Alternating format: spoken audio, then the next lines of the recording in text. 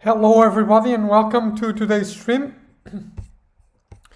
Today, in honor of International Women's Day, I want to share with you 5 papers written by women, which I think are really amazing. And so, what I want to do is I want to go through each of these papers and basically tell you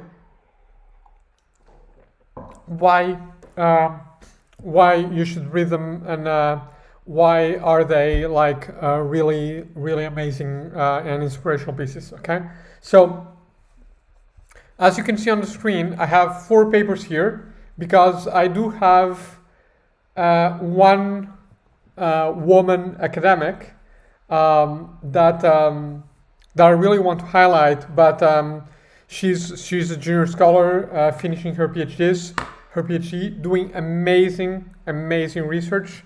But I really think it is important to highlight not only what some amazing women have done in the past, but also, talking a little bit about someone who can be an amazing scholar in the future as well. I'm still grabbing my coffee. So anyway, first and foremost, it is my treat to talk to you about a paper from my advisor at MIT, Wanda Orlikowski. It was really a privilege to be Wanda's student. Now, MIT is not a place to be trained. It is MIT PhD program is a selection process. It's not a training program. So I have to say I really didn't benefit as much as I wanted from Wanda's advising. But I'm still super proud to be associated with her. She's a leading figure in the field, somebody who I like very much because she's a huge innovator and she's one of the very few people that was able to bring 2 entire new schools of thought to her field. So Wanda was known in the 19s and early 2000s for bringing structuration theory to IS, and then more recently she developed this concept of social materiality. Now, this is amazing, right? So somebody who can pull this once is amazing. Wanda pulled it out twice. So, we're really talking about a massive intellectual figure.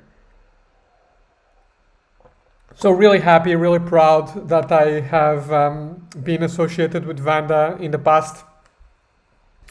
And again, unfortunately, maybe because, I wasn't good enough. Again, MIT is a selection process. I didn't get to benefit as much as others from her training. But nevertheless, it was great to be her PhD student. So what is about this paper? Well, 2 things, right? So the first thing I have to tell you is Wanda is like a really rich scholar, a real scholar, right? And you don't see this every day, right? She was actually able to get the top journal in her field, ISR, and Wanda's she was still relatively junior in '96. So we're not talking about a senior academic knowing the editors and so on. She was able to get them to publish an Escher picture to illustrate her theory section. Hats off there, huh? And then it's the depth of empirical analysis here. This is the paper. This is the paper that I always show as, a tour de force, a master class in writing a results section. Wanda just did this, this amazing, she came up with this figure that links emergent and deliberate changes with unanticipated outcomes and features of technology, which, is just brilliant. And basically her results section is just going through this in detail, and she sort of like repeats the figure. So that's where actually I got the idea for anchoring my results section, my theory section, and my discussion section in figures. I'm not good enough to pull off a Escher painting as a figure for the theory section, but this is just the results section here is a master class on how to write and illustrate a really complex change process. So you'll see that the theory section in the paper, let me get back to it. It's pretty light, it's pretty short, but I mean, Vanda has done like amazing theoretical work. She doesn't need this, but the empirics in this paper is really what makes it. Is like really amazing paper, really rich with data and with this really powerful figures that actually illustrate what Vanda calls a series of metamorphoses in the organization. And this is really hard to do empirically. So really, this is a masterclass. I really, even if you don't study IS, just read the results section on this paper on, what is a masterclass, what is an exceptional, a genius result section. That's what Vanda pulled out here. Okay. Now, my second piece, and Vanda, I do want to put it at the top just because of her amazing contributions to the field. So I do think that she's by far the leading scholar in IS, just because of her achievements. But the other ones are not in any specific order, and I highlighted them for different reasons.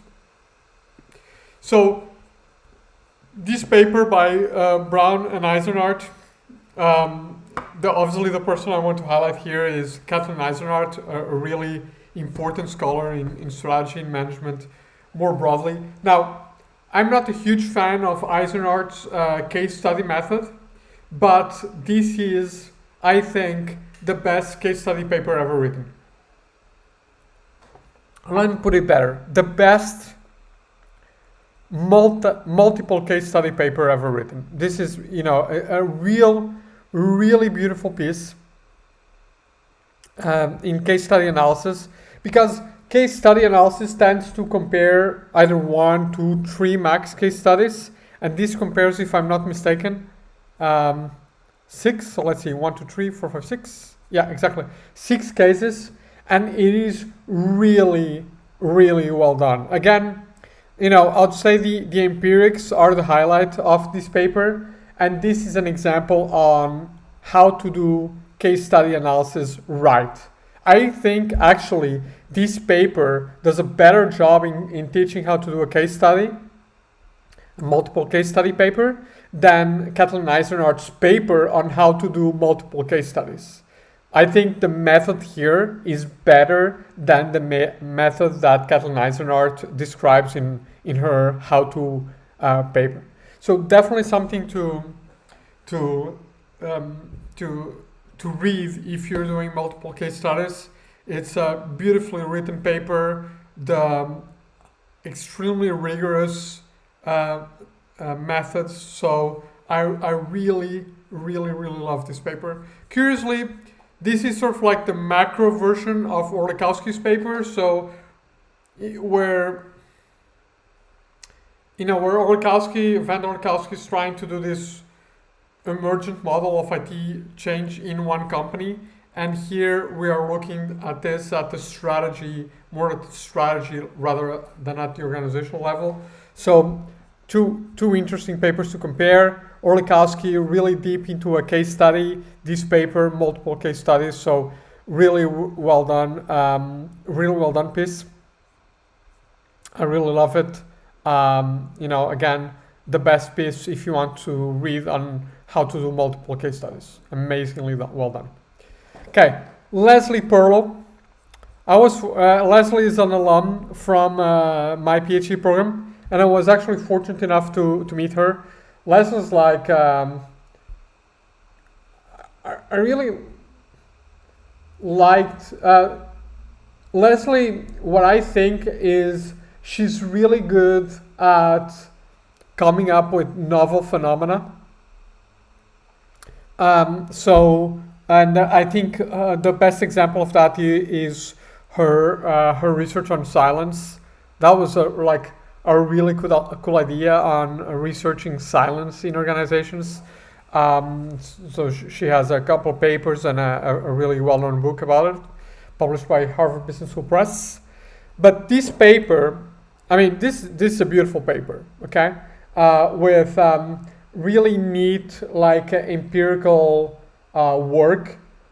It's a paper on work-life boundaries, and Leslie actually interviewed the spouses of the people she was doing participant observation with.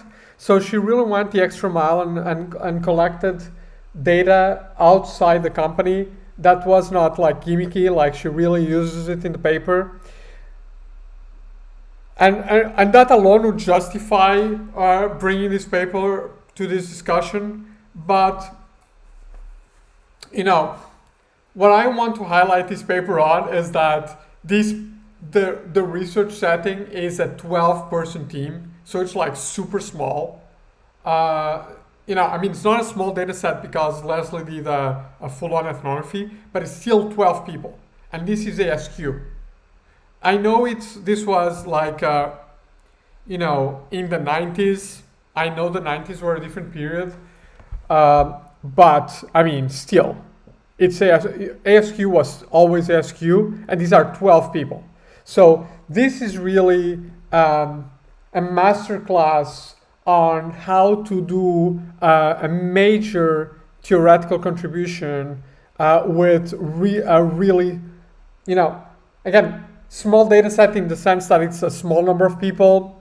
Leslie was there for a year, so it's not really a small data set, but it's still 12 people. I mean, that's just amazing, right? And Leslie does a great job in the theory, but I'll just really go into the empirics here. I mean, really brilliant work here by Leslie, building an ASQ piece out of 12 people. And she says it's 12 people. It's not like it's hidden or downplayed. It's stated 12 people. There's a table in the paper. Let me show you. Okay, here's the table. Okay, so there you go. Good. Last but not least, Ruth Hussing, who was actually my office mate when I was at MIT. And Ruth is, when we were there, we were close friends. Now I think we're still friends, but hopefully, but we're not as close just because we don't speak that often. But still, somebody super cool that I really love. Ruth is a super cool person, but also someone really amazing as a scholar. And so far, I've been discussing the empirics of the paper. Ruth, honestly, she's a super talented ethnographer, so the empirics are great, but the theory section in this paper that she published in ASQ again, so all of these are ASQ pieces, right? No, except for Vandas, who's an ISR, which is the equivalent in IS. So, the theory section in this paper is just insane. I mean, it goes from, super broad sociology of occupations to micro, practices of establishing authority. I mean, it is beautifully written, the theory section in this paper. I really love it. For me, it's a real example of, of how to write a theory section to to an ethnographic piece. I mean, the sort of the levels and Ruth Ann's masterfully or mastery in weaving a discussion that goes, that is at super macro level and then goes down, and I mean, just beautifully written, beautifully argued. So definitely would encourage you to read this. She does. Her fieldwork is obviously exceptionally well done, and really interesting. And the phenomenon of the paper is also really interesting. Really interesting take on relational practices. But I think if I had to pick, like, what is the display of mastery in this paper, is the theorizing. So the theory section, discussion section, are just amazing. Okay.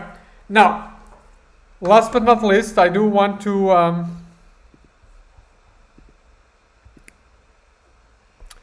tell you about a friend who's a friend of the channel as well, a close friend of mine, and who's Lauren.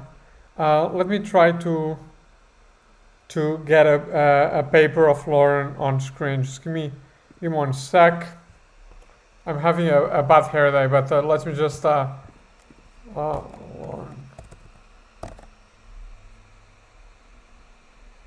Yeah, let me just get one of Lawrence's papers on screen. Sorry about that. 1 sec. We're right with you, everybody. So, okay. So what I'll do is I'll just show you the Lawrence's scholar. So I was actually I was at the meeting where Lauren presented this paper on predictive policing, and Lauren is like a super talented writer, but I want to highlight Lauren's work on the thoroughness of her empirical work. I mean, she did a multi-year ethnographic study on the police that is just like, just textbook ethnography, old school, multiple times, field participation, really careful analysis, not analysis, like really careful choice of who to observe. So definitely Lauren is a real star to look up to. I have seen her present, and I read some of her writing, which is really good, and I'm sure she'll be impressed soon with this amazing data, and we'll all be able to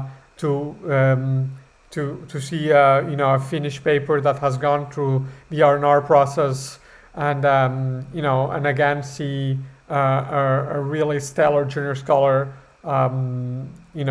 doing old school ethnography, because I do feel that people are taking shortcuts in ethnographic work. Even some people that were at MIT with me did this, and I really feel it's a waste, because your PhD is the only time that you have to really go deep into ethnographic fieldwork, and Lauren did do that. So that I'm super happy. I was super happy to see this sort of research from junior scholars that are really going the extra mile, spending more than a year in their field setting, and being really mindful about it. Okay, so these are the 5 women academics, and they're the 5 pieces that I wanted to highlight from them. I'll do a post on my website with the links to the papers if you want to read them. I definitely, if you're doing qualitative research, I'll definitely read this. I mean, each of them is really inspiring in their own way. And as soon as Lauren publishes her piece, I'll link it up as well. Okay, so I really hope you enjoy this.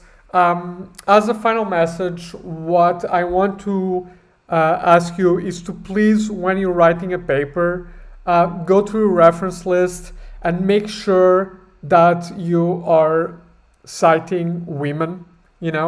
Um, some of the papers that I shared with you are really well known, but all of these women, they're all very famous, but all of them are often undercited. So, for example, Robert Ian has a book on case studies, which I may say is actually not that good. I read it, and and Kathleen Eisenhardt's piece on AMR on case study is much better. But Ian has is cited far more often. So just go through your reference list in your next paper and make sure that that you are citing enough women. Try to either add some citations or replace some citations, because people look at citations to find papers to read and to cite their own papers. So it's really a snowball effect here. So if there's one thing that you want to do that can help bring more equality and inclusion to women in academia, do that. Do at least that. Look at your reference list and try to cite more women. There's amazing work done by women in many fields that is definitely undercited. Okay, thanks so much everybody for watching. If there are any women watching, I just would like to say that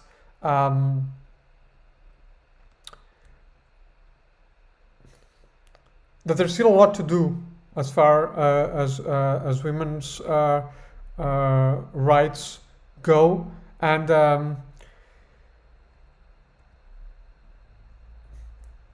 really congratulate and thank those of you who are doing the really difficult and challenging work of improving those rights. Thank you very much, everybody, and do take some time to read these amazing